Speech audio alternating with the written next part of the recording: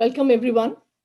Thank you for making time to join us on a Sunday afternoon for Green Cell's webinar on seedlings and spring prep. As we wait for everyone to join us, let's play a short video that tells you the Green Cell story.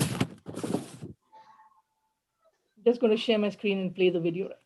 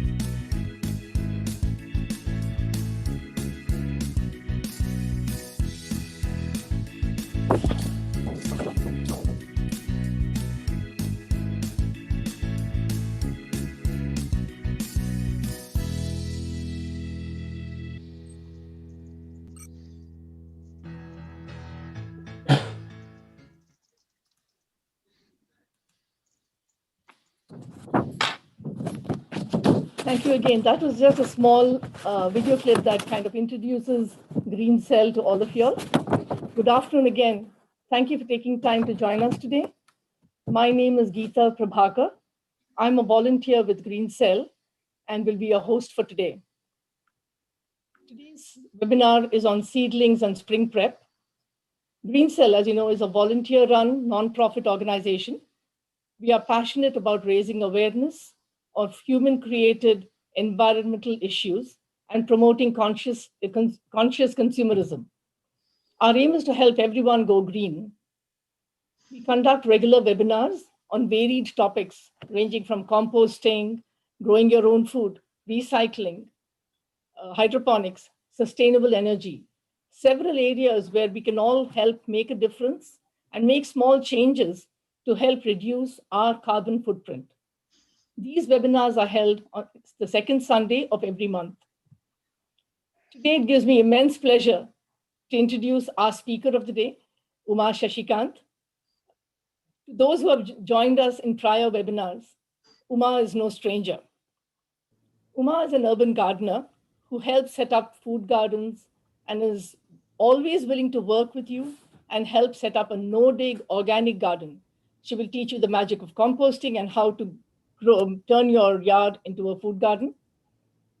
She's otherwise engaged in teaching and writing about the financial markets for her profession.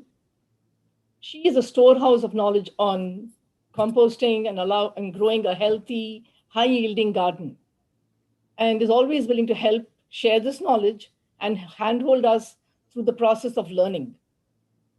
Today, we have this webinar conducted from Atlanta, Georgia.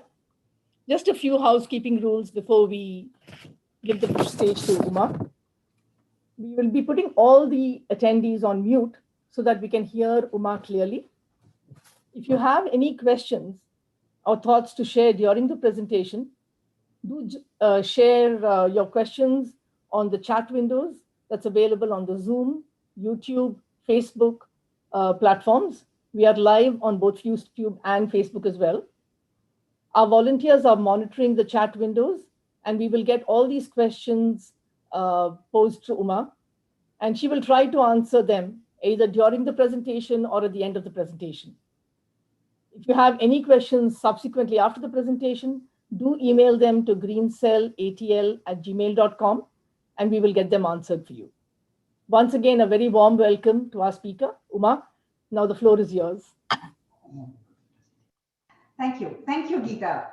Good evening, good afternoon, everyone. And it is a pleasure to be here to talk to eager and enthusiastic gardeners like yourselves. It is the time of the year when everybody is under tremendous amount of pressure to have started seeds.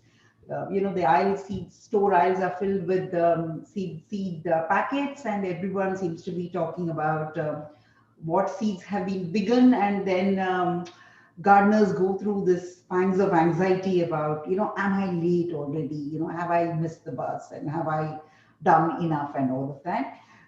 So this seminar today is to take you through the steps, to show you some demos, and to also put that anxiety to rest. Seedlings love warm soil. So as long as there is frost in the night, the soil is still cold, you still have time.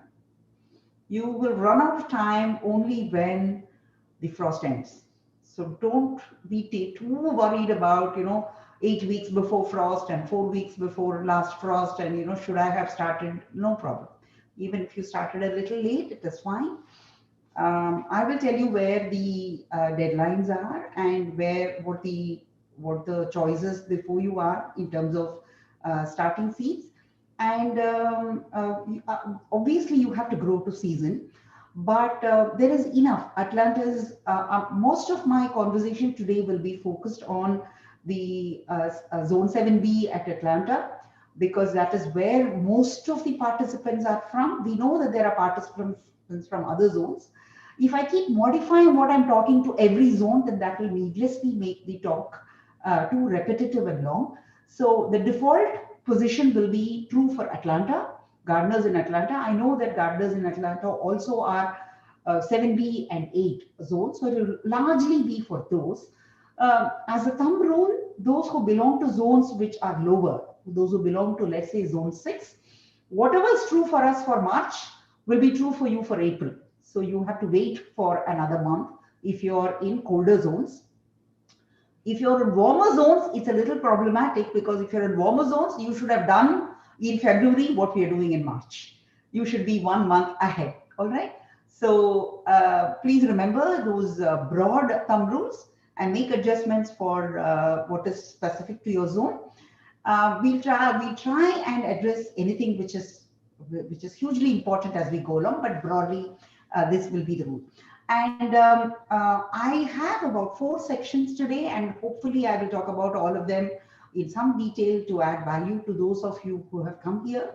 And I will also show some demos, and I will have some time for questions. So let's go to the presentation so we are able to take a more structured view of what we have to do. All right, so this is where we are.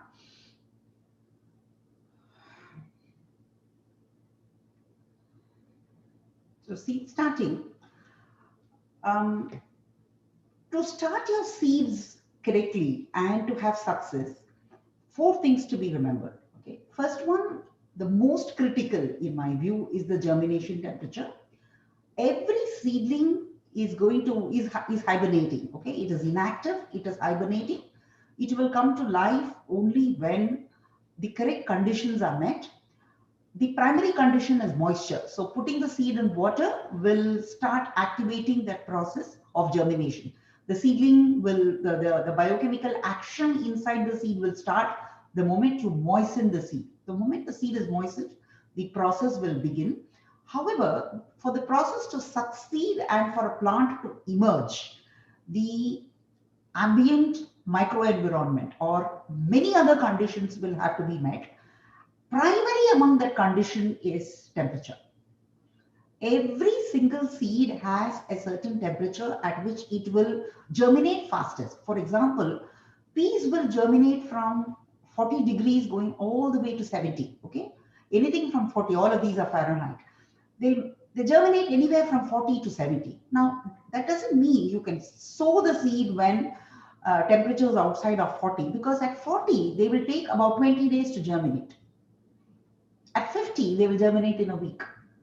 So the optimal germination temperature for peas lies somewhere between 50 and 60, where you can hope to get the seedling to emerge much faster. So you need to have a sense of germination temperature for everything that you're growing. People tell me this. They say that, oh, there are several of my friends who say, oh, we just throw the seeds and they come, and we just put the seeds and they germinate. Now, my problem with these approaches is that when I am as a volunteer, when I go to people's yards and try to set up a garden for them, every single home has a box of seeds which has been purchased and never sown. Every single home. And the only reason why that box of seeds is not sown is because they are worried of failure. So the specifications I'm providing you today is to make sowing fail-proof for you. So it will be detailed. I'm not going to tell you throw your seeds and you're going to be fine. I'm not going to say that. I am going to take care of all aspects that matter to successful germination of seeds, so that you can go ahead and sow those seeds that you have bought without worrying about them failing. So the first thing is germination temperature. Every single seed has an ideal germination temperature. I will shortly show you the table and take you through the table in some detail.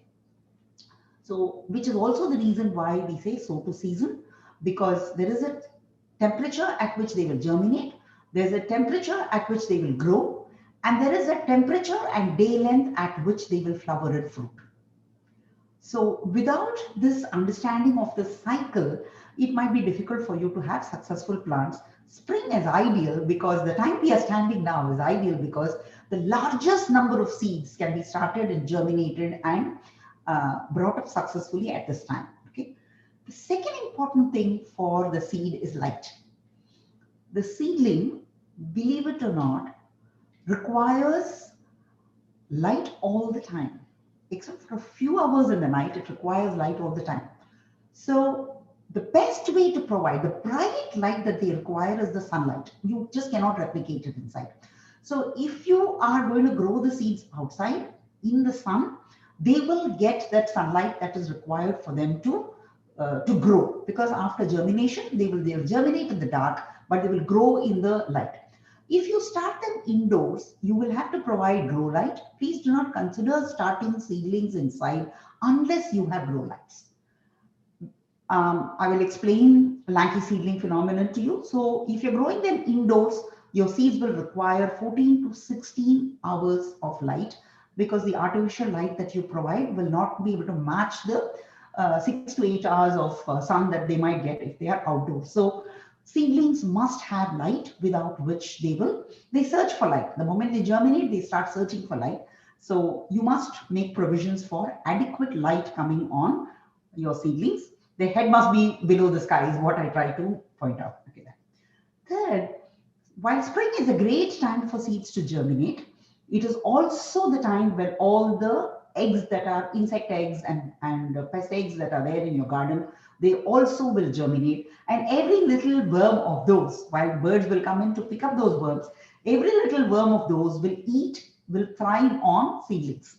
Because so many seeds have been dispersed, it is the nature's way of stopping all of those seeds from germinating and becoming and demanding too much of resources from the soil in terms of fertilizer, water, and other things. So the little worms that come in will eat up young seeds. Young seeds can be absolutely vanquished. These worms have a voracious appetite. So one of the reasons why we start the seeds separately and take them to the ground separately is for protection from worms. If you take your seedlings too early to the ground, they will be decimated in no time. So you need to be able to separate the seeding time and the transplanting time.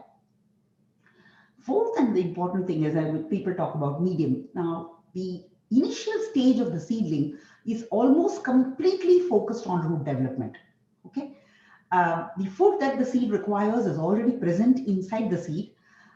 So until the seed germinates and grows and develops true leaves, the seed itself will support it. Okay, and you will find that once the leaves have started, the leaves will start making food from the sunlight and grow well. So the growth of the plant above ground will be much slower than the growth of the plant below in terms of establishment of roots. So you need to have a seeding medium that enables the roots to establish. So we typically, the rule is light, fluffy, able to hold water. All right. So these are the four things for us to remember. Let me illustrate each one of these with a few pictures so that you get a sense of what I'm talking about. The germination temperature. I know that this is like a lot of numbers. I was talking to you about peas. Now let's say, I can't read the top line. Okay, thanks. So if we were to see, for example, carrots, okay, carrots are going to germinate from 41 degrees going all the way to, look, the carrots can germinate all the way to 85, okay? So 40 to 85 is the germination time. And what you will find is that at 86, for example, in 6 days, the carrot seedlings will emerge. Now, does that mean that carrots are summer crops, which should be sown when Atlanta is at 85? Unfortunately, no, because while the seed will emerge very quickly because of the very warm soil, the carrot as a crop itself will set and be sweet only if it is grown in temperatures less than 65. Right? So as the plant grows, the roots will have to be cold. So the roots will have to get colder and colder. So what does that obviously mean? You can sow the carrots in the height of summer, let's say in April, August, you will get a good germination. And as you enter into fall and as the ground grows colder and colder and colder, you're going to have carrots forming sweet. So you will sow the carrots in fall and allow the carrots to mature in winter, ideally, right? If you do sow them now, for example, you sow them now, where the day temperatures are between 40 and 50, the carrots can take anything from 50 days, 50 to 15 days. That number is number of days to germination. Okay.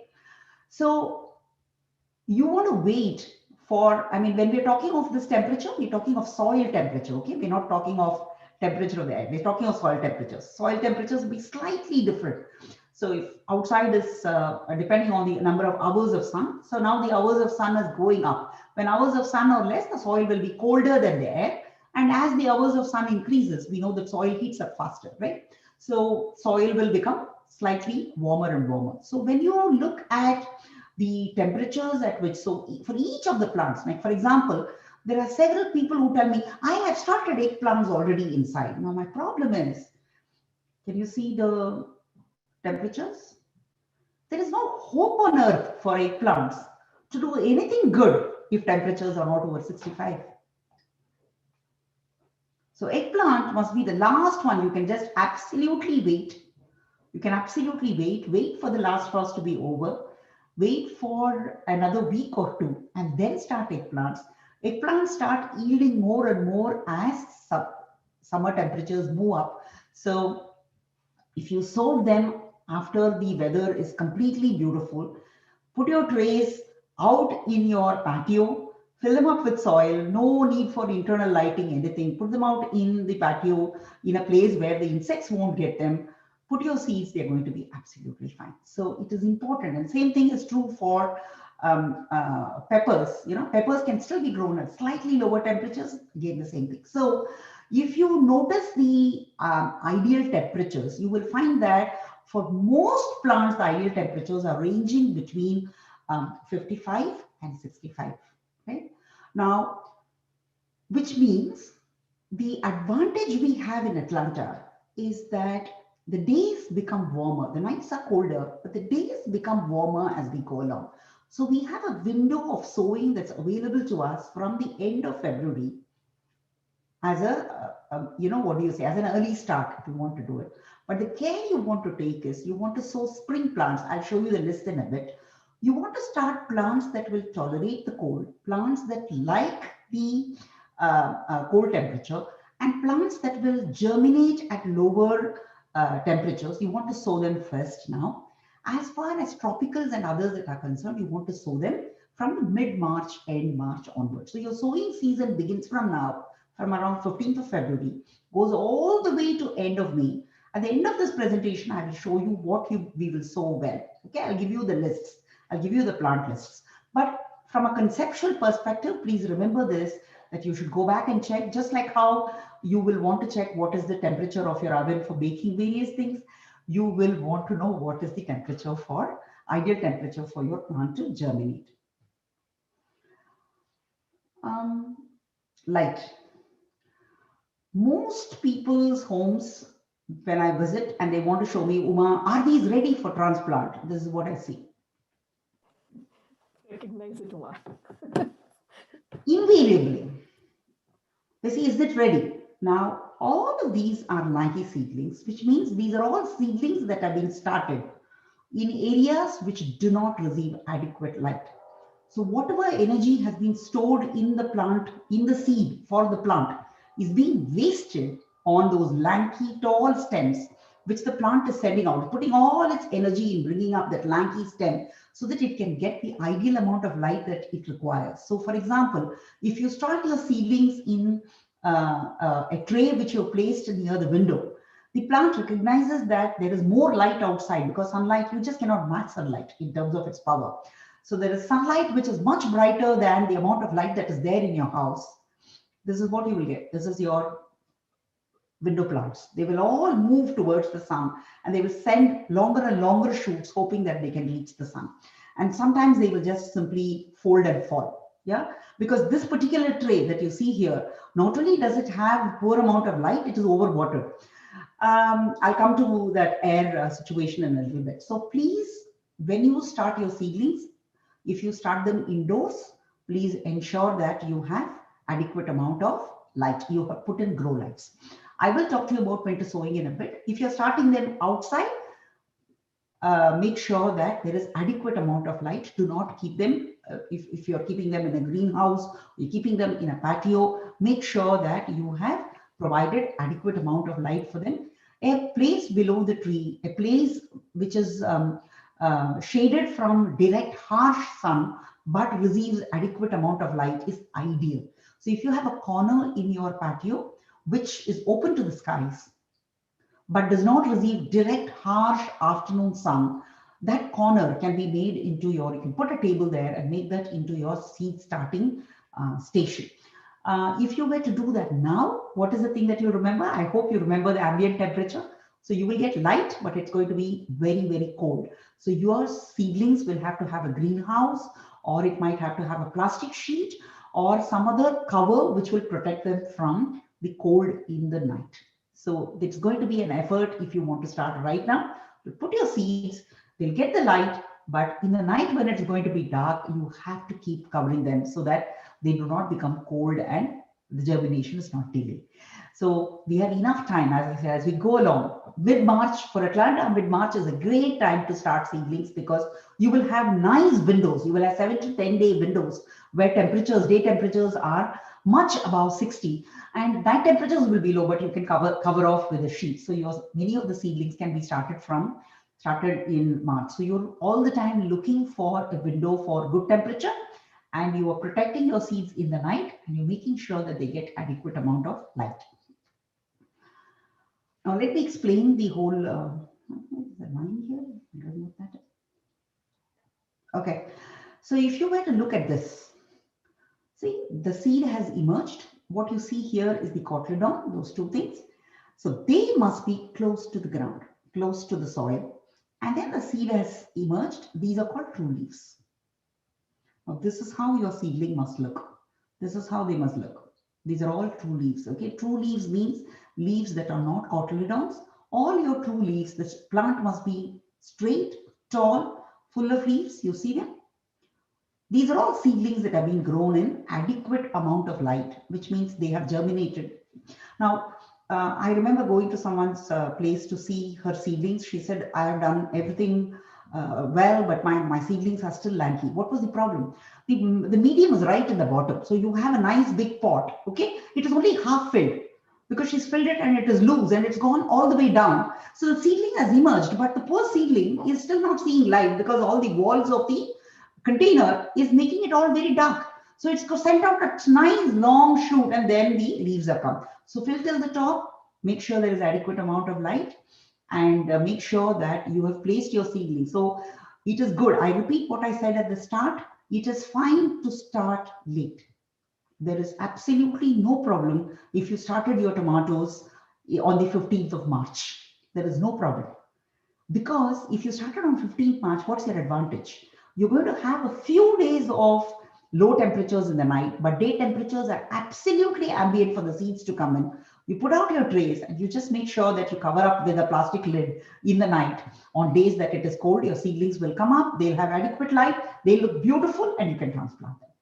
So don't try to start inside if you do not have grow lights. Yeah, and if you do not have temperatures inside the house maintained at the ambient levels. That I think must be true. You know, temperatures must be between 60 and 75, I'm hoping. And but you will find that lighting might be an issue. The other thing that we wanted to talk about was roots. The primary focus when it comes to growing from seeds is enabling roots to form. Can you see the roots now? These are cucumber seedlings. I just pulled them out to show those roots. Now, if you see those roots, these are what we call as white roots. White roots are very active. They grow very fast. Now, this will be just a weak growth. They grow really rapidly. They are extremely tender. If you see those roots, they will not be hard. They'll be very soft. They'll be full of water. They'll be moist. And they also do not have, they'll be powerful. You know, we know that roots are quite adamant in their requirement to penetrate through surfaces. However, for all purposes of the seed starting gardener, these roots are tender. They require moisture. There's a difference between moisture and wet, okay? You cannot, I'll just come to fungus in a bit. Seed starting medium means any medium that is light, fluffy, able to hold moisture so that these roots can quickly develop and provide a solid base for the seedling to grow. Yeah. So you want your seed starting mix to enable this kind of growth. Now, there are various seed starting mixes that you can work with. Now, what I do is this is the mix that I use. I sieve it off thoroughly so that there aren't too many big particles that will hurt the growth of the seed. This is peat moss. I also use leaf mold instead of peat moss. Now, since I was doing a large scale set of seedlings, I have used peat moss here. This is peat moss. This is leaf mold, and this is compost. So I have mixed all the three. Don't be too carried out by what proportion, how much to put, what needs to happen. Should I have the perfect? What is the perfect seed? Any seed starting mix is fine. You see this mix. This has those little pieces which is called vermiculite. Now, what happens is whether it is peat moss or vermiculite or any of those, they will help keep the moisture. So seedlings can dry out very fast. The seedling tray has very little soil. See, for the soil to remain moist, there must be volume. Larger the size of the pot, greater the moisture it will retain. Now your seed starting tray is like this, so tiny. It's holding about, 2 or 3 tablespoons of soil, 2 tablespoons of soil, I would guess. So because it holds so little soil, it can go dry very fast. And if it dries, that root system will die. Your seedling will die. Your seedlings must receive consistent moisture for survival. So you want to spritz water on them to keep them moist. And you want to use a seed starting mix that will hold water. So you will use a peat moss, or you will use a leaf mold, or you will use a coco peat, any of these medium that will hold water. And you can grow only in that medium if you like. But you can add some vermiculite and some compost or some garden soil. Any of these can be added to make the whole thing fluffy. But what's very important is that the roots are able to find their way.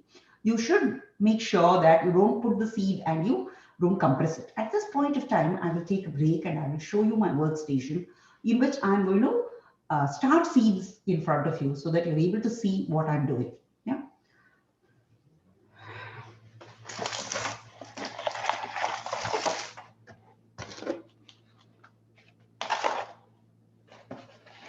This is just to show you as an example, show an example for you. I just started for the purposes of this class.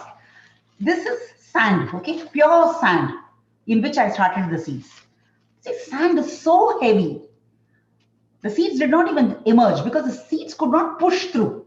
All right, this radish, they could not push through. Now this one is vermicompost. Vermicompost, extremely rich. Look at that, look how big the leaves are. This is store-bought seed starting mix. The seeds have started, but you can see the difference. Same day, same seeds, you can see the difference in the size of the plant. This is seeds that were started in peat moss, pure peat moss. Okay, they've germinated. These, just for illustrations, seeds started in plain clay, garden soil, right? They all would grow. The difference would be in the root. I'm going to pull out and show you the roots.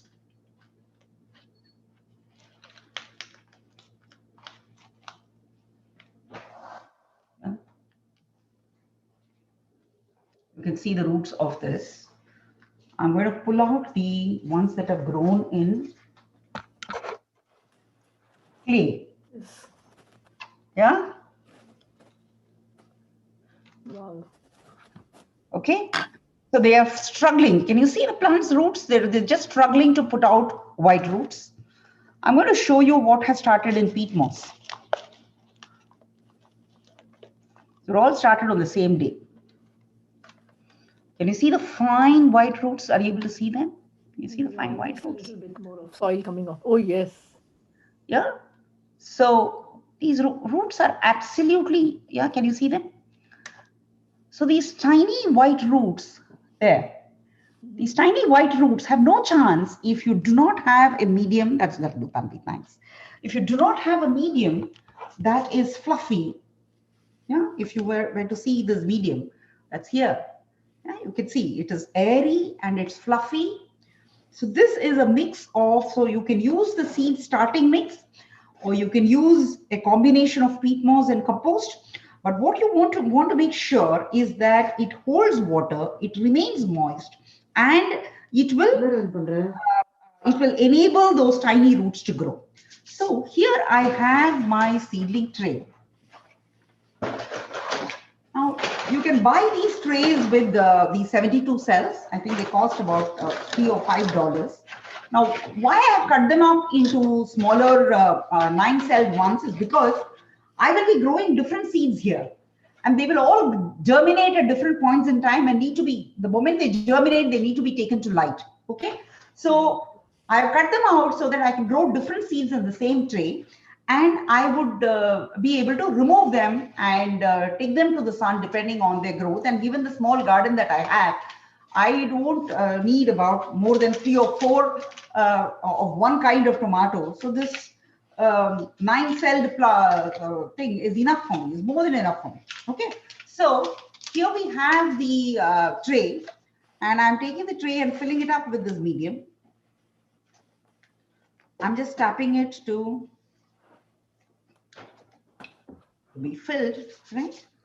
Now, if you see here, now there are this thing which we saw, that this is because it's fluffy, it will go in. So you don't want to press it down like this. See, if you did this, if you pressed it down like this with your thumb, you would have sealed all the air gaps here, right? So the way you want to do it is, see, you see this? It's all compacted. And you see the medium that's still stuck here. So you don't want to press it with your fingers like that. You fill up the medium, tap it down, and then gently with your fingers poke. You see what I'm doing here? Like that. and then fill some more.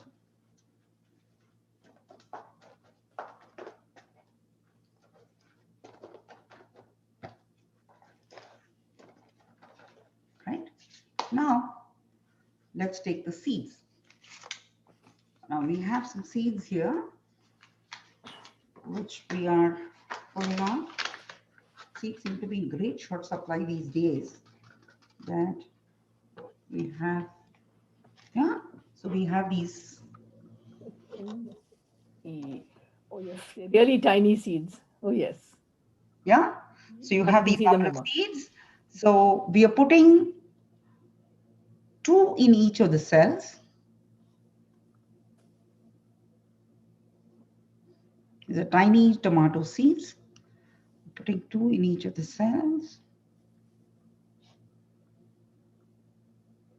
It's already over. Yeah. Once we've done that, we're just kind of poking them in like that.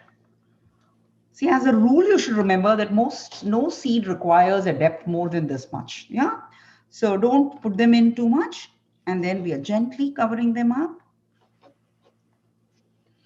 We are putting in the label which says what it is, because when you're sowing, you might we'll have too many of them, and then and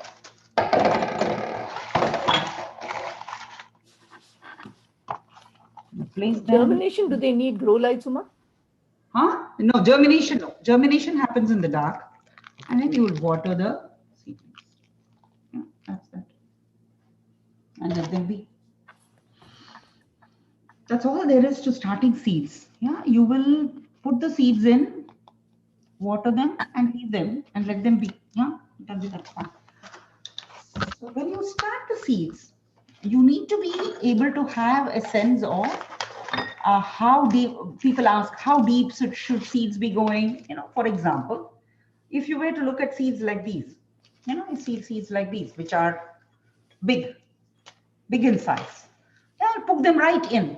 Seeds like these, which are absolutely tiny, they'll be on the top. So as a rule, we would say that the depth would be about 1/3 or 3 times the size of the seed itself. So that's the depth at which you will sow, and this is the medium you'll use. So you'll use a fluffy medium, and you will fill up the seedling tray if you're going to put it in this. Like, let's say,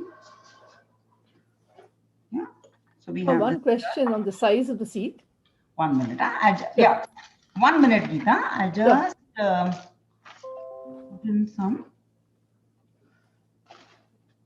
Yeah, I'm just wanted to show only one thing. Now you have Sure. I've filled up this.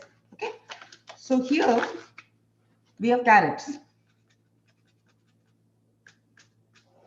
You see the size of the seeds? Oh yeah. So really tiny. Yeah. Yeah. So you just pinch them. You are going to put them on the surface like this. Now, you must remember, seeds will have to remain moist to germinate. They must remain moist. They also require, some seeds like carrot require light to germinate. So I've put it right on the top. I've not poked them in. I've just put a small layer of the soil above them. I'll water them and keep it moist. So when we say keep it moist, it means that you're mostly spritzing water with a small spray, or you're putting water below and keeping them on it. Don't pour water onto the seedlings, you'll dislodge them. And put too much of water, because the medium is so fluffy, you will definitely get fungus, and root rot is the most common reason why seeds die, because gardeners are very anxious and they keep adding water to the seedlings too often, and then the medium just rots. Yes, Geeta. So that is part one. Geeta, are there questions? A couple of questions on the seeds. One is it's easier to talk with my video. One is about this big seeds. Do we need to soak the seeds in water before we plant them? The thing is, yes, seeds will have to become moist for them to germinate. True. But the risk you run if you soak them, pre-soak them, is that if the conditions for its germination are not present, Right. seed will rot. Peas, for example, if you pre-soak peas and peas doesn't find that there are ambient conditions for it to germinate, it will die. The whole thing will fail. Okay. So it's good to sow the seeds water thoroughly and leave it there so that it remains, and keep spritzing water as required so that it's moist, so the seed is able to slowly absorb the moisture from its surroundings. Something which we say about snug. The seed will have to remain snug in the place where it is sown. So, which is the reason why you poke with your fingers like that and close off those air gaps and keep them snug and tight. They will just germinate. They will take the water and they'll germinate. So, pre-soaking is not really required as a condition for starting seeds. If you do pre-soak and if you do pre-germinate in a tissue or something like that, That's the other question. you should be able to plant them immediately in ambient conditions in which they will grow. So if temperatures outside are 40 and the seed requires 60, you've germinated and you've gone and put it, it'll fail. Okay. So once if we germinate in a paper towel and we don't have the ambient conditions, they're not going to work. But no harm. You can try them all. Yeah. Are there any other questions? And is there anything about the water being purified, or using distilled water, purified water to? No. You can rainwater is best. So the best thing to do is to sow the seeds just when you're expecting rains. But if you are not able to do that, you sow the seeds and spritz water. It can be tap water. You can, if you're worried about chlorine, you can take tap water and leave it outdoors. Seeds are much stronger than you give them credit for, so they'll be fine. One more question. You had mentioned about the soil temperature. Is it worth investing in a soil thermometer? If you want to, you could. If you want, could. This is a country where people love stuff, right? So every task will have to be associated with the buying list. You can buy, if you want to, but if it is difficult for you to poke your finger in, difficult for the plant to grow. Soil cannot be cold, yeah? Right. So I'll go back to the presentation. Absolutely. Let me just take you through the next portion where I'm going to talk about what to grow. So you can grow indoors, yeah? You can grow indoors depending on, there are people who invest in a heat mat and set the heat mat to a particular temperature so that the seeds will germinate. If you grow indoors, please invest in grow lights and ensure that the grow lights are able to provide light of 14 to 16 hours for your seedlings after they have germinated. Okay, not before, after. Okay. If you're growing the seedlings outdoors, sow to the season. There are still plants that can be sown now. For example, if you sow carrots or peas now, they will still germinate. Radishes, they will all germinate. Yeah. So you can grow. Otherwise, you can use an unheated greenhouse. You can use a simple structure where you're just putting a frame and covering it with plastic. So you can sow them like that. And come end of March, you can start using seedling trays, and you can put these trays outside. The entire winter garden is started on seedling trays outdoors. There's nothing indoors. There's nothing low light, nothing at all. So once you start your seeds, that's my technique. I don't start a single seed indoors. All my seeds are started outdoors. I'm in no hurry to start them. I wait for temperatures to become good. I have an area in my patio, which is right below the sun, but shaded by the tree nearby. And I have a large table which I place there, and I put all my seedling trays there, and they're all started outdoors on that table. It's cold today, so I'm not able to go and show you today. And I also have a small unheated greenhouse that I purchased this year for about $90. So I hope to start seedlings there, but I start pretty much all my seedlings from 15th March onwards. I use another technique called winter sowing. I'll talk to you about that. Winter sowing is a brilliant method that takes care of all of these requirements that the seedlings have. So I'll come to winter sowing as a separate idea. Daylight sow, according to me, is the best way to sow. You just wait for the early pangs of spring to be over. You don't run and put your seeds in the soil in April. Wait for the soil to nicely get warm.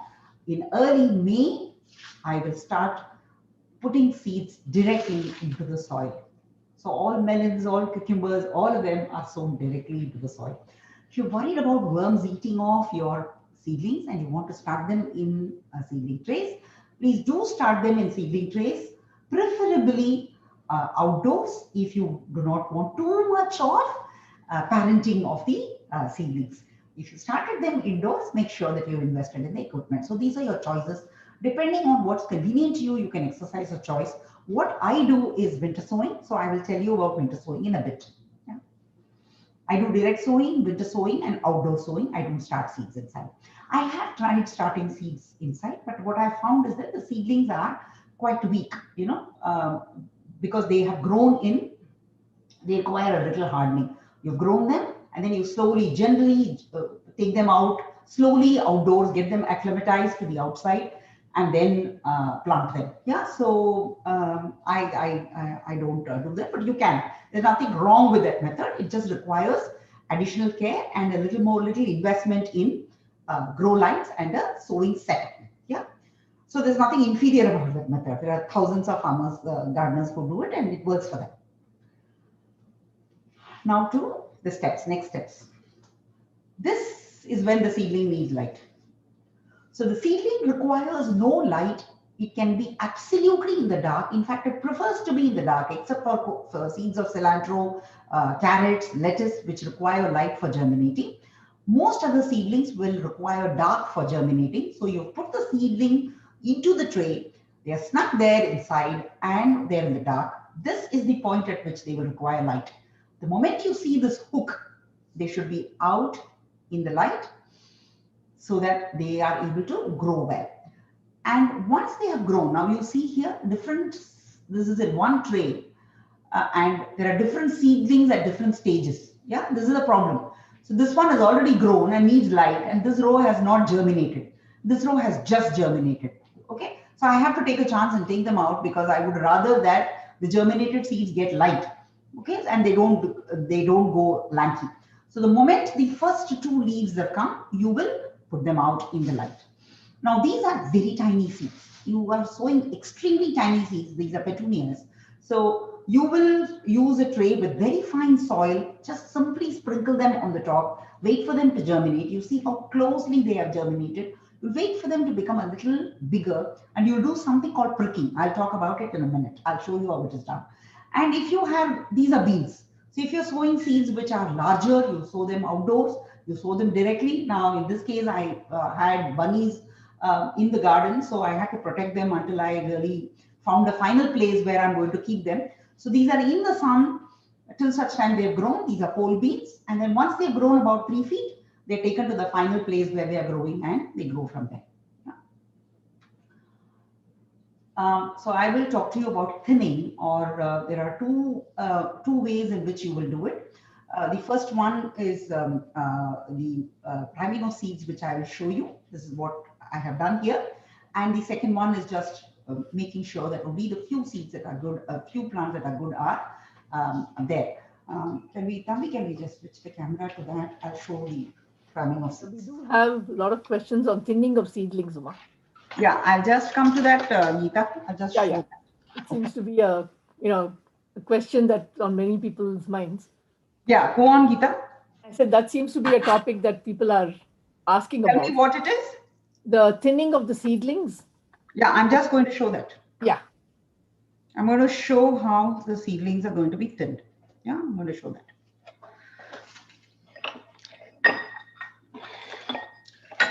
So,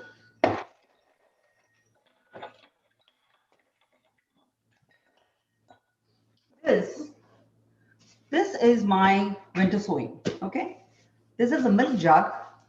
This milk jug has been cut in half like this. It's been cut in half. The bottom half is filled with medium because it's a large one. It never dries. And then the top is put back, and a little tape has been put on it. Yeah, you see the little tape. There's the tape which has been put with which this whole thing has been sealed. Yeah. Now the moment you have put this tape, this whole thing becomes a mini greenhouse. Now this works because the water will condense. This whole thing will be like a greenhouse. There you are. Wow. So these are null seeds that have been put in here, kohlrabi seeds that have been put here. These were put last month. So once the temperatures, once everything is, so this closing and creating a greenhouse inside will keep the seeds warmer than what it is. So that you fill it up and you leave it out. You leave it out in the sun. No shade, nothing, you know, you just leave it to the elements. You just leave it out. I find this method extremely convenient to start all the spring seeds. So this is my preferred method for starting seeds. So there's a milk jug. It is cut in half. There is sowing medium that is put at the bottom. A packet of seeds is sprinkled inside.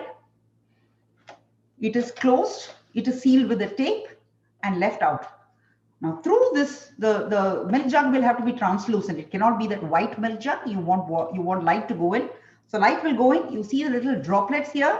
So condensation forms. There is enough moisture. It doesn't lose moisture. It's closed completely inaccessible to any worms that may be germinating elsewhere. It is a completely protected environment. The seeds require no hardening off because they have grown outdoors. So they are absolutely fine. The only care that you want to take is if you're putting anything which is delicate here, and if the temperatures are falling too low, you will take an old tarpaulin or something and just put it above the milk jugs so that the seeds are protected for the cold night. That's the only thing. That is only after the seeds have germinated, because the germinated little seedlings will be very delicate, and if they cannot take that drop in temperature, let's say temperatures are dropping to 25, you will require to cover them with a blanket or with a tarpaulin or with a fleece or something for the night. So this is where I have, and I have all of these seedlings, right? Now, what I want to do is, this is called pricking of seedlings. So this is my sowing medium. I have put the sowing medium here. Yeah.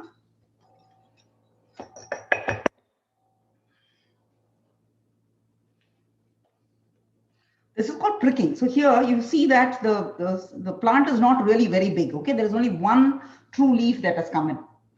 You take a small, gentle little fork or anything like that. Lift the plant up. Yeah. You see that?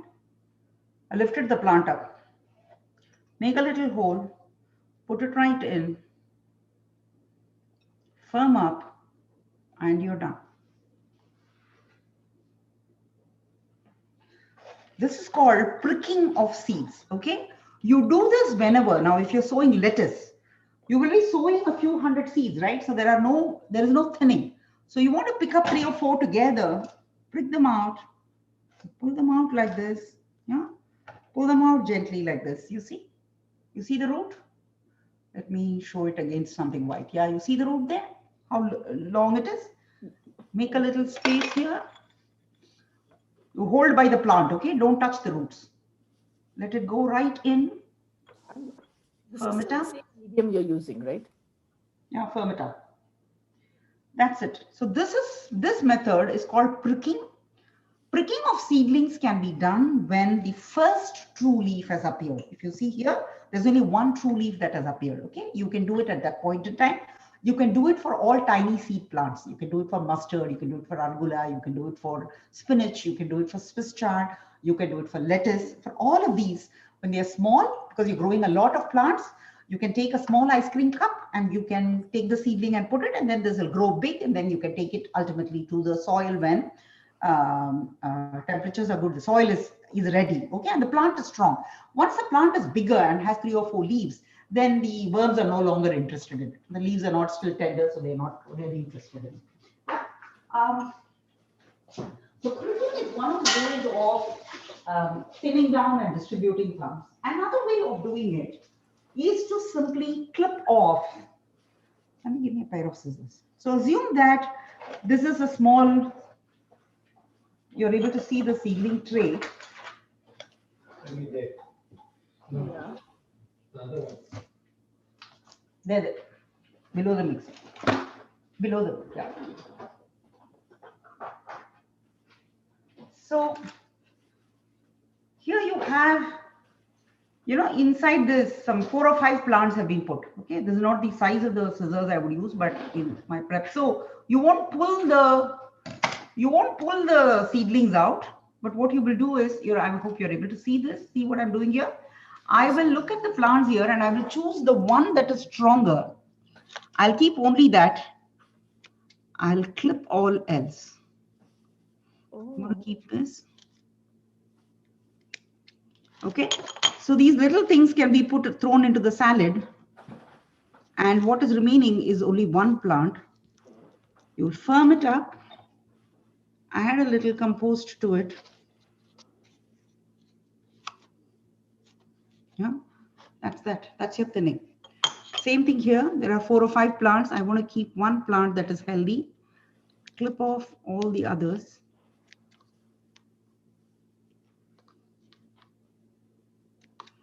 Clip out all the others.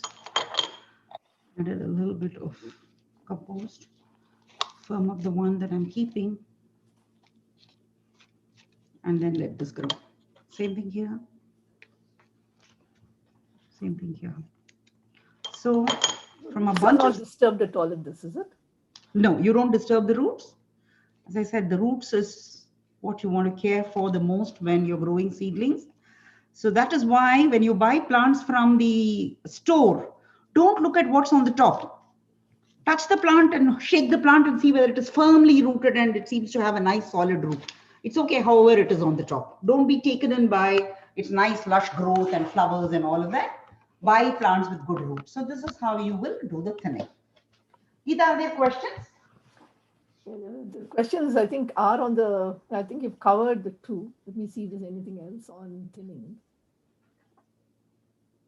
Can you start, I mean, all types of seeds can be started in milk jugs, right? Okra seeds. Okay, no, okra has to be direct sown. That's one question. In milk jugs, except for, I mean, you can start anything in the seedling tray. What you will start in the seedling tray and what you will direct sow is the list that I have. I'll come to that list in a bit. Let me just jump to the next section of what I'm saying. That makes sense. Yeah.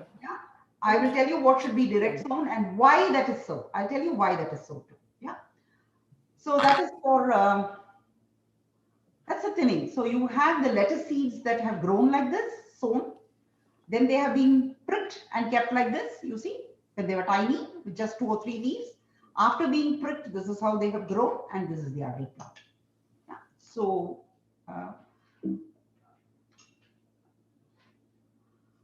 now thinning of seeds. Now, as I showed you, seeds in each cell, you would have put 2 or 3 seeds, they'll all come together. You will keep one plant that is, please do not try to make plants out of every single seed you have sown.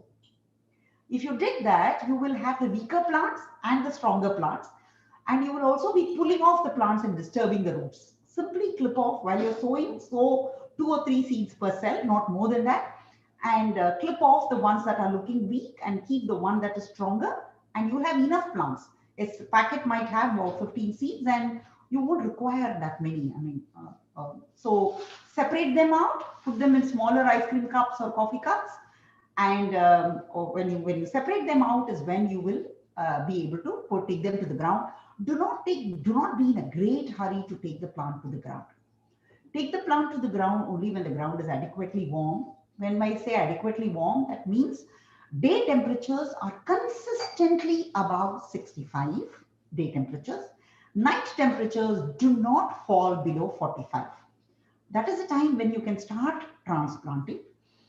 Ideal transplanting temperatures will be between that 45 and 65. Okay, most plants will do well.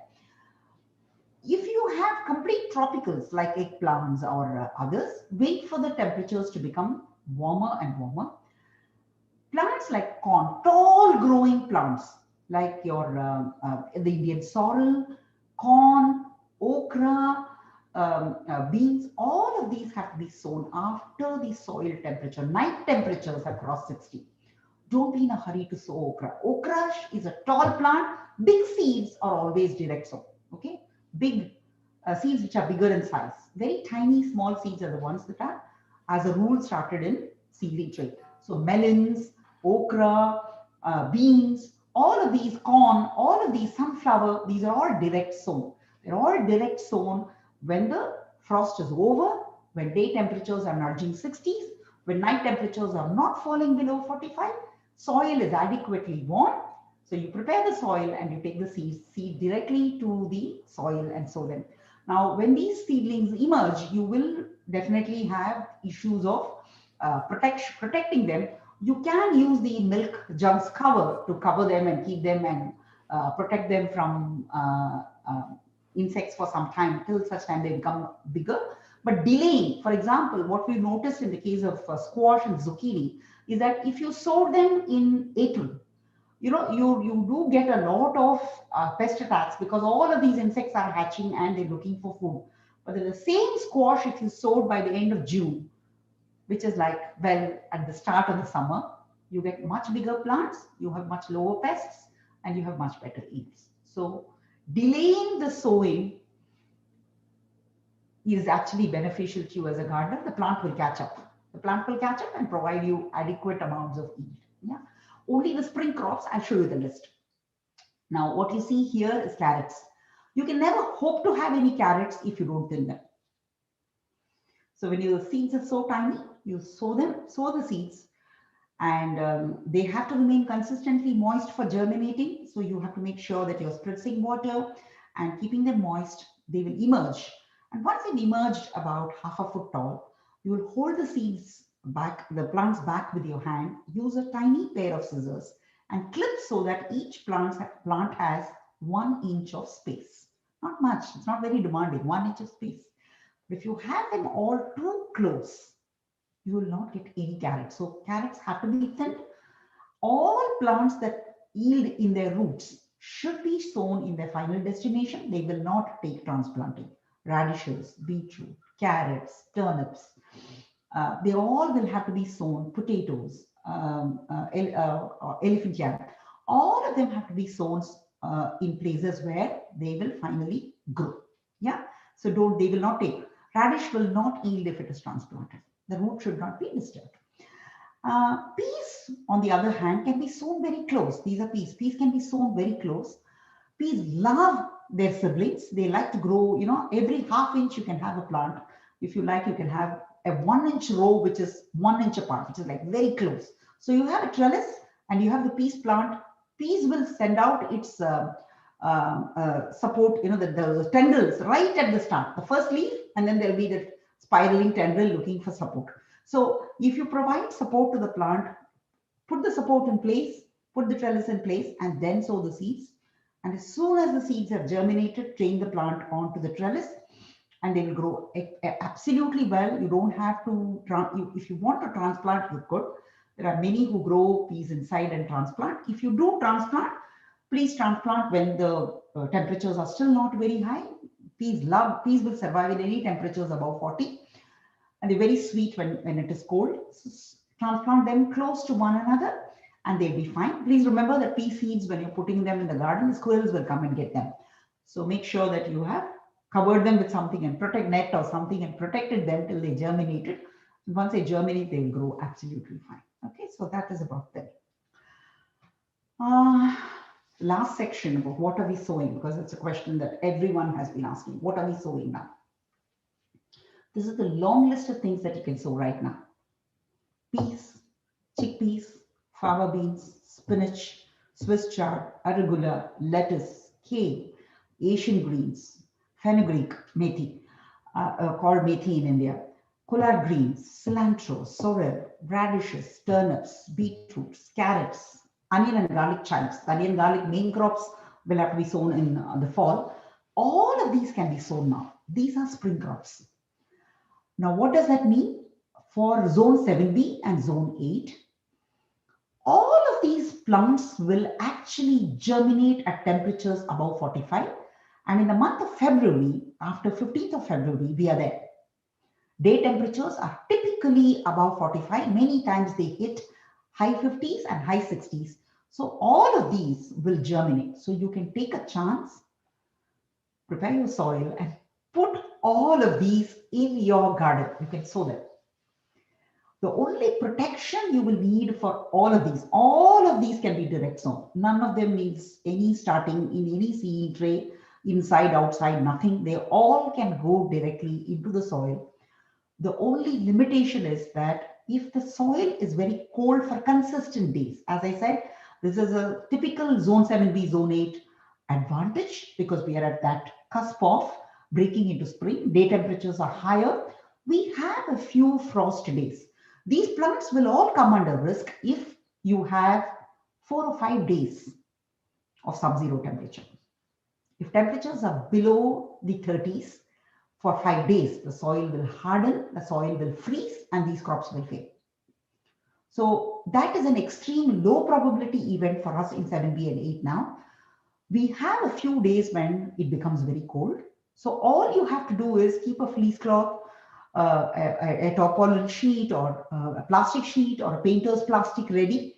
On days when temperatures are going below 32, make sure that you have covered the ground, the area which you have sown with that for some night protection. These plants will survive and come back once the temperatures come back to normal. Yeah. So between now and February, why I'm saying February 15 to March 15 is because all of these are spring crops. They love the cold. If you sow them late, you'll get no yield. Peas, for example, is a 60-day crop. From the day it has germinated, on the 60th day, it will start setting fruit. So you do not want the peas to set fruit when it is too hot. Yeah, the too hot deadline for Atlanta is May 15th. So before the 15th of May, if you want the fruiting to begin, you should be sowing them now. Yeah. So between now and March, so let's say you sowed on March 15th, your 60-day deadline is 15th May. So you still have a narrow window in which your peas will be yielding. Yeah. So all of these crops can be sown now.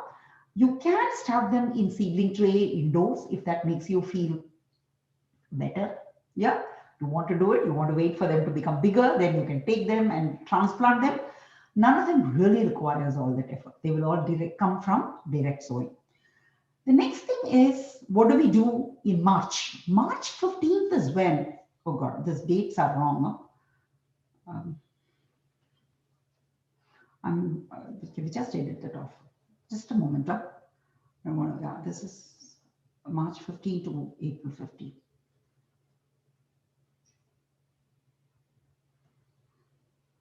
March 15 to April 15. We're able to spend this time preparing for summer crops as well, is it? Yeah, I'm going to say that. Excellent. So what you can do, so you don't have to do anything about your summer crops till such time it is March 15th. As I told you, starting very early, your risks are going to be much higher. See, you can put your tomatoes and peppers and everything right now, but then it's going to be so cold, you have to baby them, you have to ensure they get light. They will germinate inside the house, but you don't know where to put them because it's so cold outside for them still, right?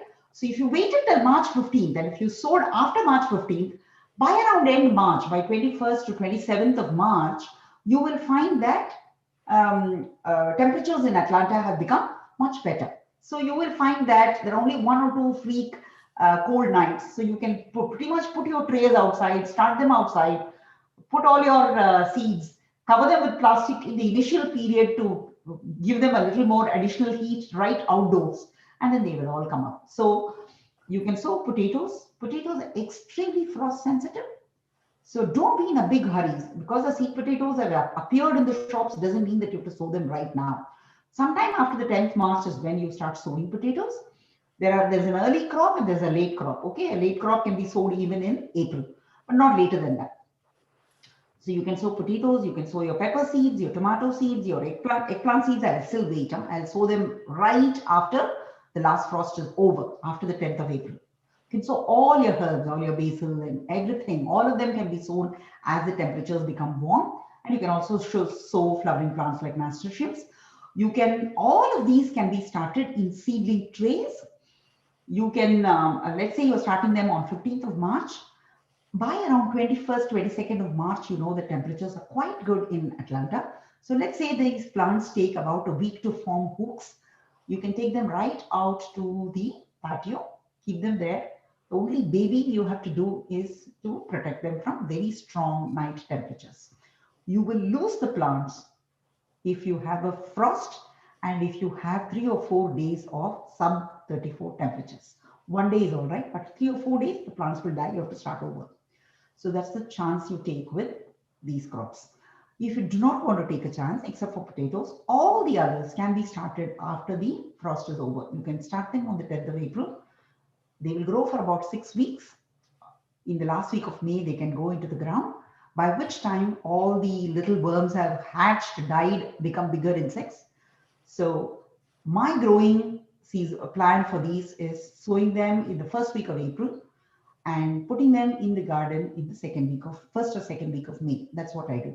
What is the deadline that we want to work with? The deadline you want to work with is May 31st, when temperatures have become very high. So you want all plants going into the ground by the 31st of May. So that's where we are. And then once last frost is over and the soil has become warm, as I said, day temperatures are above 60s, night temperatures are above 40s, 45s. You can start direct sowing. You can start sowing the bigger seeds like cucumbers, beans. You can sow more herbs, more tender herbs. You can sow all the greens. You can sow sunflowers, marigolds, and all of those annual seeds that you're sowing. All the other flower seeds are winter sow them. And you can, whatever you put in your seedling tray will all be ready for transplanting. So you'll be very busy transplanting from mid-April, going all the way till end May, you'll be busy with transplants. Now, when I say I'll talk a bit about sowing about soil in a bit. You can, once the soil is warm, once we have hit the month of May, and once the night temperatures have also crossed the 50s and 60s levels, that is when you're going to sow melons, beans, sweet potatoes, okra, corn, all your summer greens. Your deadline is the end of May for transplants, but you can sow seeds all the way until end July, all the way. Soil is warm, whatever you put in your soil will germinate. So so the question you're asking is, can I start my peppers in May? Of course you can. But what happens? You start them in May, they'll take 6 weeks to be ready to go to the ground. So you're going to transplant them in mid-June, by which time temperatures in Atlanta are so hot that your transplant will struggle to survive. So that's where our problem is. We start them in April so that we can take them to the ground in May. So the busiest months for a month for us is starting from 15th of March till about end of April, which is the time when pretty much all our seeds should either go into the seedling tray or they should go to the ground. So if you work with that timetable, then you have all the transplants and all the direct sow happening in May, and you're done. By end May, you've finished with all the transplanting and all the direct sowing. And your plants will just take off and grow beautifully in the months of June, July, and August. And by August, we start putting the seeds for the fall growing. So that is broadly the calendar. So starting seedlings need not be complicated. It need not start too early. It need not create stress. If you are able to have your list in terms of what you want to grow, and make sure that you're working with those 4 things: the germination temperature, how you're going to provide light, how you're going to make sure that the roots are going to grow well, it's going medium, and how you're going to protect from the pests. Yeah. So these are the 4 things to remember. I did mention winter sowing. I want to, as one of my favorite methods for doing it, because it takes care of all of these 4 things. Because it has the milk jug which is closed up like this, because it has a milk jug that's closed up like this, the temperatures inside are slightly higher. All I'm looking for is, while it is 55, I'm looking for it to be slightly higher than 55. So that is achieved by this greenhouse. This is a tiny little greenhouse. It's completely sealed, so no insects, no pests, no worms can even get in. Imagine there are no eggs inside, no pest eggs inside. So nothing is hatching, nothing is touching my seedling. My seedlings are growing in an absolutely insect-free environment. Because there is this dome inside, they get adequate amount of light. The top is open, okay? I don't keep it closed. So there is air circulation because of this. And because there is adequate amount of medium, it is moist, I don't water it. I sow the seeds, seal, leave it outside. They are going to be absolutely fine. And once the seedlings have emerged, I will keep them open like this, so that they are able to grow well and they get light and they're able to grow nicely. The only protection I want to provide is from any freak frost that may come, and then these are ready. So pretty much all my perennial flowers, all the annual flowers that are growing in the season are all already winter sown, because perennial flowers require stratification, so they are out there. We're more focusing on food crops today. We're not talking really about flowers. They're all winter sown. So when it comes to the vegetables, you can start winter sowing them from in February. You can start winter sowing the tomatoes, for example, and all the other many of the other spring crops that you would want to grow. By March, you can start sowing winter sowing the peppers and others. And in April, you can pretty much sow anything, because in April we are free from frost, so you can pretty much sow anything.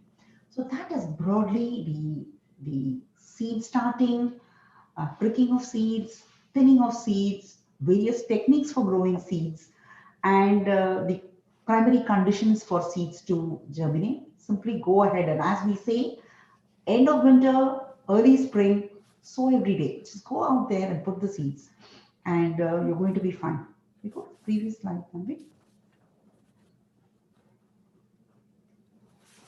Can I just go to the, I'm just putting the spring list because that's the actionables for now. Yeah.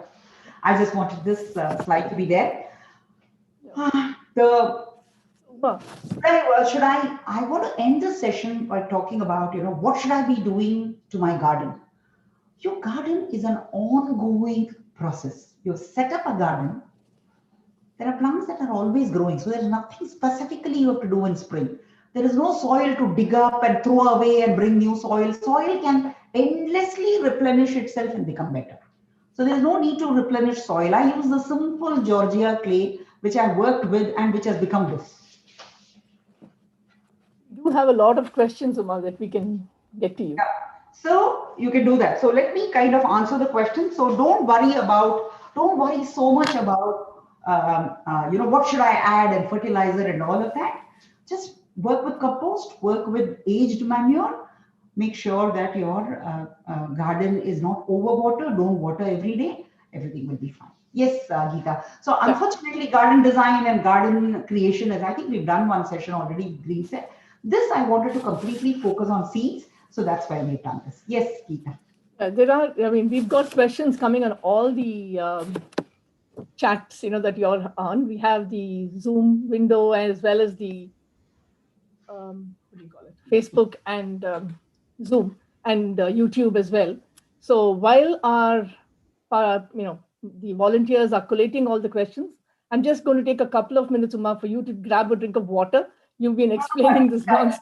Any questions? And I just want to show a couple of, get a chance, take this opportunity to share with the audience our upcoming events so that they can continue being prepared for the gardening as the growing season comes in.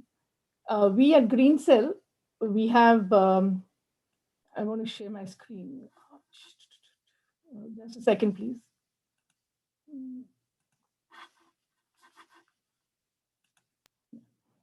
We're just going to wait a couple of minutes while the volunteers are collating the questions. And we just wanted to walk you through some of the events that we are planning from Green Cell in the next couple of weeks and months. So what we have is, we have a Planter Row, which is going to be an event that we have partnering with. It's an initiative where gardeners commit to grow food for donation to the food pantry. This event is essentially local to North Atlanta suburbs. And if you're growing a food garden and you're willing to contribute and join this effort, do reach out to us for more details. We also have an electronics recycling drive being planned for the early March. And this will give you an opportunity to declutter your home and donate all unwanted electronics, which will be repurposed or recycled. And more information on that can be found on our Facebook page or our website. In March, the next webinar will be by Dr. Sandeep Kulkarni, and it's going to be on sustainable packaging, meaningful progress versus greenwashing. Dr. Sandeep Kulkarni is a PhD in polymer chemistry and an expert in sustainable packaging. He's an entrepreneur and also has his own podcast. And as now that we've understood how to grow the seeds and how to make this happen, the next step would be, how do you have this compost happening?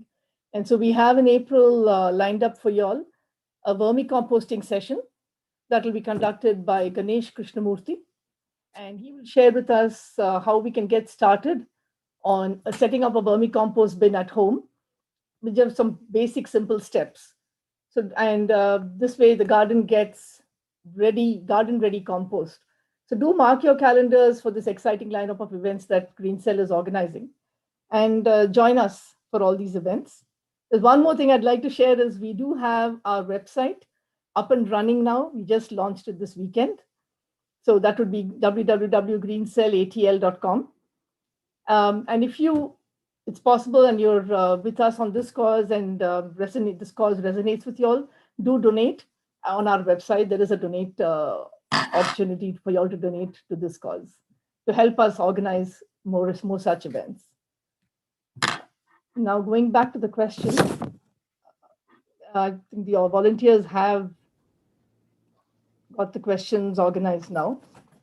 So one was this milk jugs, there is no watering at all, right? No. Okay. And then there's some of them who've said that they have. One other thing, sorry, Geeta. I just had to point that out. The bottom of the milk jugs should have holes like these so that the water can drain well. So you first drill holes, cut it in half, fill the bottom half with the soil as I had shown. Put your seeds in, cover it up and seal it and leave it outside. Yeah. So the sealing has to be done. There is wintersowers.org. This method was started by Trudy Davidoff. Her website called wintersowers.org has pretty much everything you want to know about winter sowing. Wow. Yeah. Okay. Now, is there any thing about this stunted growth in plants after you put them in the ground in spring? Okay. Somebody on Zoom, we have people on Zoom as well. So we're trying to get. Sure. So the thing is that we call this as transplantation shock. Now, transplantation shock would mean that when a plant is moved from one location to another, it will take its time for the white roots to develop and for them to come. So what you will do typically is you will support the plant's transportation. While the roots are developing, you do not want the sun to be harsh on the plant. So covering up the plant with something that shades it off, like let's say the top of a milk jug, or even a transparent pot or something, which will keep the plant in shade while the roots are all established is a good idea. The roots will get very well established, mostly transplantation shock. And the second thing is what we call as acclimatizing. So if your plants are growing indoors and they have consistently been in temperatures of, let us say your indoor temperature is 70. So they've continuously grown at 70 and you have taken them out in early spring when the temperature not only is less than 70, positively less than 70, day temperatures are hovering around 60. But the problem is that this temperature keeps changing. It moves between 55 to 45. Night temperatures are dropping. Plants do not get used to it. So when you have grown them indoors and you have taken them outdoors, please spend a week acclimatizing them, taking them out during the day, bringing them back in the night, taking them out during the day, leaving them whole night for a day or two, slowly, before you actually transplant the seedling. So let the seedling get acclimatized to the outdoors for about a week, transplant after that so that you're minimizing the transplantation shocks. Literally babying them and caring for them. Yes. In winter, the other set of questions outdoors, you get fairly hardy seedlings. So that's another advantage of winter sowing. Yeah. A couple of questions on how to keep aphids and fungus away from this growing, because a couple of people have issues with that. Okay. Fungus is primarily an overwatering problem. Fungus, a combination of moisture and compressed air. So the air gaps are not adequate. So your medium is very compacted, or it is very tight, or you pressed it too much. See, if you pressed it with your thumb and then sowed seeds, you 100% get fungus because you've closed all the air gaps, and you put moisture, so fungus will grow there. So fungal problems typically come from overwatering. As I said, seedlings don't require watering. Don't pour water on seedlings. Have a little spray to spritz water on the soil and keep it moist. Yeah, a gentle spray to just keep them moist. You can apply the gentle spray once a day and they're going to be fine. So you're Or spraying water on the soil, is it? on the soil. Yeah. Spritz water on the soil. Plants themselves are doing nothing. They're not doing any photosynthesis, so they are fine. So on the soil, just spritz water once or twice a day, depending upon what you want. And importantly, you can't leave the trays out when it is raining very heavily. Babying is required. You have to keep them covered. They will not take soak in the rain. You can't leave them out in harsh afternoon sun either. They can get some early morning sun, a few hours.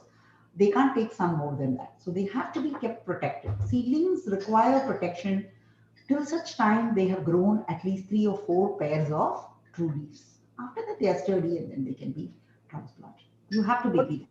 what about aphids? Yeah. So aphids is a sign of over-fertilization. If your soil is too much of nitrogenous matter, aphids come in. So when aphids come in, you know that typically aphids come for store-bought seedlings, which have been fertilized already to stop them from dying. So one of the ideas, one of the things to do is to bring the store-bought seedling, remove it from the soil, put it in a bucket of water, and then transplant it, so that you've gotten rid of the soil that came with the seedling. Yeah, because that soil can have chemical fertilizers which are supposed to boost growth, and if there is an over nitrogenization, this can happen. But one of the nicest things about aphids is that if you put a jet of water, they can't, they're too dumb, they can't find their way back. So the simplest way to deal with them is, as soon as you've seen them, direct your hose on the aphids and just dislodge them from the plant, and you will be fine. You don't have to do anything else. Okay. They can't find their way back. They can't live on soil.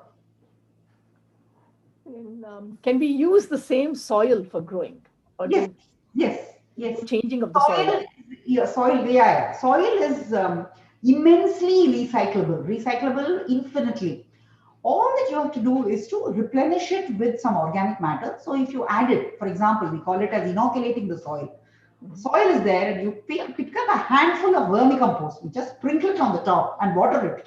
All the bacteria will bloom and the whole soil will become water. Yeah. So just adding organic matter, adding compost, adding aged manure, adding vermicompost, adding crushed leaves, growing plants. Growing plants is the best way to keep soil, because when you grow plants, the plants are actually using the sun to produce sugar. And when they produce sugar, this sugar is what they send to the roots. So the roots are doing a barter down in the soil. They're saying, I'll give you sugar, but you must give me this nutrition. So that exchange is continuously happening below in the soil. So if you grow in the soil will remain beautiful, nutritious and nice. If only when you leave the soil fallow and rainwater is pattering on them and closing all the air gaps, you have not covered, mulched it, so topsoil is getting eroded, then soil becomes poor. But any soil can be revived by addition of organic matter. Compost. One more question is about the seed starting. We talked about the mix, right? But can we use those seed starter pellets? How, I mean, is it good, bad? What are the advantages? See, I have tried the pellets. It's not been uniformly good. Some seeds, larger seeds are doing well, smaller seeds are not doing very well. I am unable to put my finger on why exactly, in what conditions they work and what conditions they don't work. I stopped using them only because I found that they were getting too dry. I had to kind of, keep them. They become too moist too quickly and dry too quickly. So you have to be very careful with the watering, putting them in a tray and bottom watering. That is, putting water at the bottom to allow them to absorb that water. That worked quite well. But I find seedling trays more convenient than pellets. because of this watering problem. They dry up too soon, and and with seedlings, that's another thing to remember. You just cannot let the seedlings dry. They will die. It's over. You have to start over. I've also heard that seedlings can be grown in those eggshells, and you Yeah, can the thing plant is the eggshells. that yeah, the thing really is that you want the look at this seedling cell. Hmm. The seedling cell is as deep as my thumb. That is why it remains moist. You remember, seed, the medium will dry up with air. Wind is the biggest reason. You have those grow bags which have air pruning system, which is all full of cloth bag. The whole bag will go dry because wind will blow from all sides and make it dry. So this seedling tray is designed deep, beautifully deep. You see, it is over 2 inches deep so that the medium will not go dry. When you use an eggshell or when you use an egg tray, you have shallow medium, which is only this deep, not even 1 inch deep. Right. The medium will go dry. So you have to water it very carefully. And what you will notice in that picture which I showed you of the roots will go down. So they need depth. They need that depth. They may not need too much soil, but they need that snug. This design is beautiful because it keeps the plant snug. The seed has to be snug for germination to succeed. Yeah, the seed is snug. The seed is in the dark. The medium is deep and moist. It doesn't dry out. At the same time, it has a nice, see, it's narrow at the bottom, but it is nice and broad at the top so that it receives an adequate amount of water and sunlight. So these are fairly inexpensive ones, right? I would still recommend these for fairly intelligent design. It might look very nice to start seeds in eggshells and start seeds in, you can put the whole shell down. The root will struggle a little bit to come up. You can do it still, there's no harm. How are you going to make those shells stand? That's also a question, right? So you'll probably keep the Great. box in which they came as well, and then put pressure on the mom to break them well so that you can grow plants. Yeah. So it might be a bother. You can do it. It looks very pretty. I've done it just to adorn the dining table. It looks extremely pretty. You paint a little funny faces on the eggshell, grow a little plant on it. It looks like a very nice table decor. But do we have to cover those, the trays that we are germinating in, ideally? Yes. If you cover them, you will ensure that they don't dry out. See, as I said, the moisture will have to be maintained. So you can maintain the moisture by just spritzing water every day in the morning. That's adequate. But if you kept it covered with, there is a cover like this. So you have the tray and then you have the tray and you have a cover like this which comes and then you cover it up like this. Hmm. When you do that, when you cover it up like this, you enable condensation and you don't allow the moisture to go in, to the plants to dry out. So that might be a good idea. It's not mandatory, but it's fun. Yeah. I think there's one interesting question. One. How does it help? I mean, people have heard about singing to the plants and talking to the plants. Does that help at all? I'm more the scientist that looks for data. I know that plants are very intelligent beings and probably their brain is in their root. I mean, that is what science seems to point out.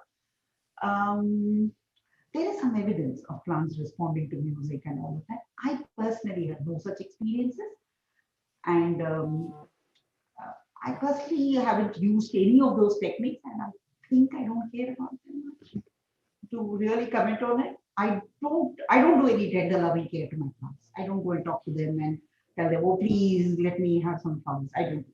There are many friends of mine who will go and talk to plants. I know of aunties, one of my aunties who goes and whacks the plant to produce. She gives them one whacking. She says, what is this? I'm watering you every day and you're not producing. And she says, the moment she has whacked, the flowers are set the next day. I don't know really. There must be some, if there's an explanation from science, I know that there is some evidence about plants responding to music and all of that. There is one humbug video on a scolded plant and a loud plant, and scolded plant died and loud plant. That's fake. Okay, there is one video that circulates in Facebook. Two plants and students grew it, and one they yelled at one of them, and they were loving to another. I mean, that's fake. So there is sporadic evidence to about this. There is good evidence about music. There is good evidence about music. There is also evidence about plants liking classical numbers. Right. Yeah, thank you so much, Uma, for answering all these questions so patiently and very clearly. It's been a wonderful session. I mean, as usual, it's very, very informative. And I'm sure it's helping all of us get started with our spring gardening. There is a That's lot actually to the whole thing. I tried my best to focus on what should be done immediately now and what are the important points to keep in mind. If there are things that I might have missed in the heat of explaining, my apologies. But please go out there and sow. Yeah, um, keep ambience in your mind. Temperature, the light, the protection from pests. Make sure that that logic is met, and you will do well. Yeah, you will do absolutely fine with all of this. Don't make too heavy investments, and people have heated greenhouses and such where you can definitely have success in starting seedlings if you bring all of them together. Yeah, but my advice would be to start late. It's all right. Start late. It's fun, but you're going to do well. Yeah.